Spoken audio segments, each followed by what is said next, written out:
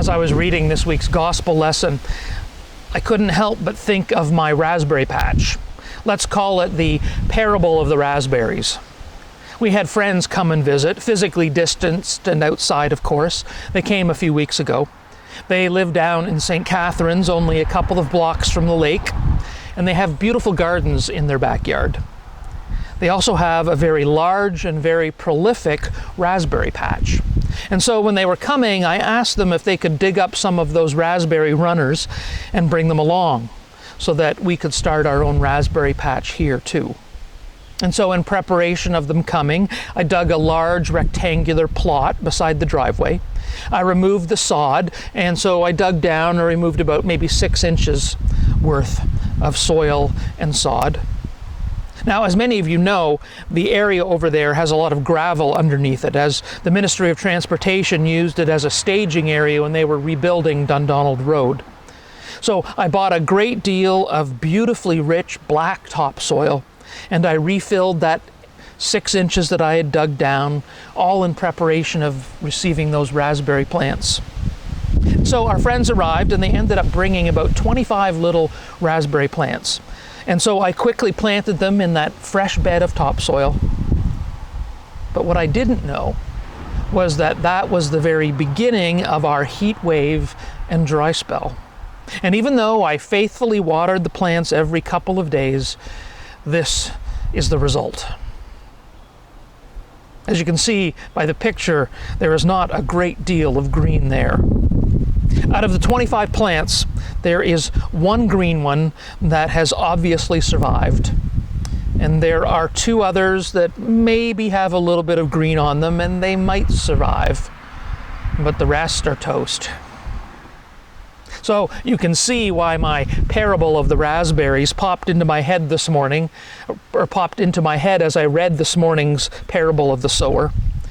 For we have this extravagant sower who simply has so many seeds, a never-ending supply of seeds, it seems.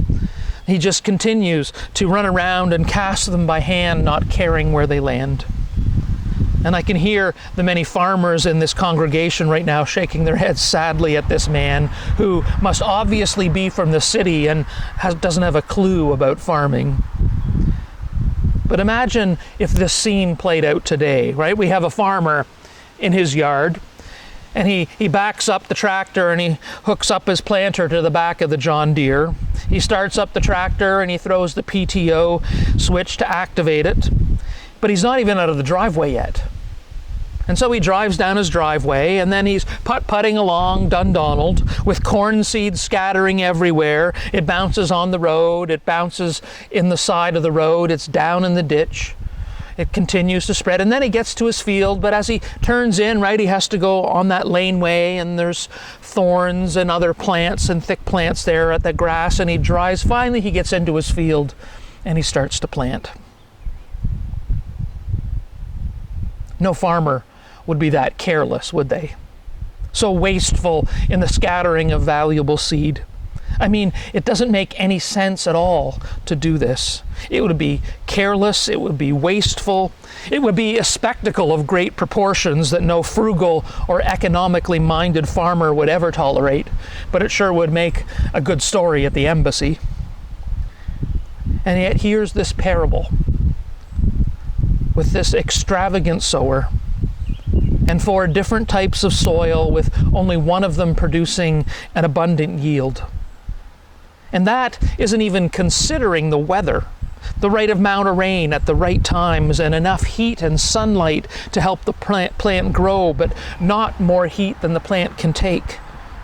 My poor raspberries. You heard the children's story. You saw that crazy, extravagant sower running around throwing seed everywhere. Sometimes we as Christians, or we as the church, we are too careful. Our habits as good farmers, as good providers for our families, these habits sometimes hurt us, or more importantly, hurt the world around us, because we are too careful, too economical with our seed.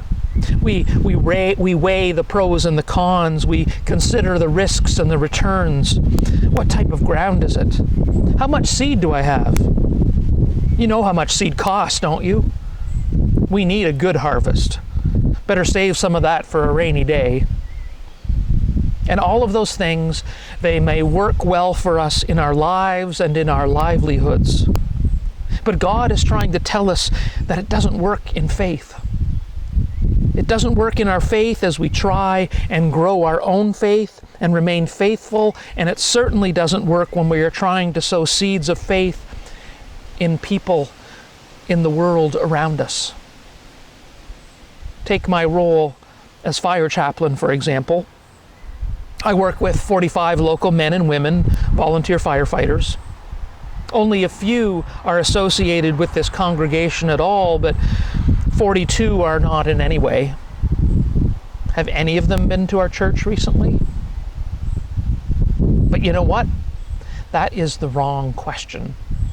That is a human question.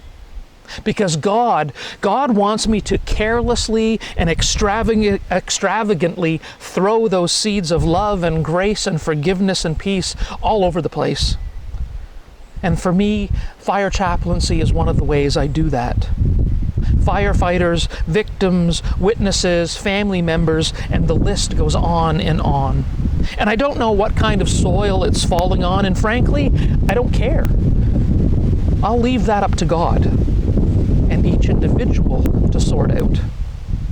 My job is to run around like that extravagant fool with an unending supply of love and grace and forgiveness and cast it far and wide. And yours is too. Amen.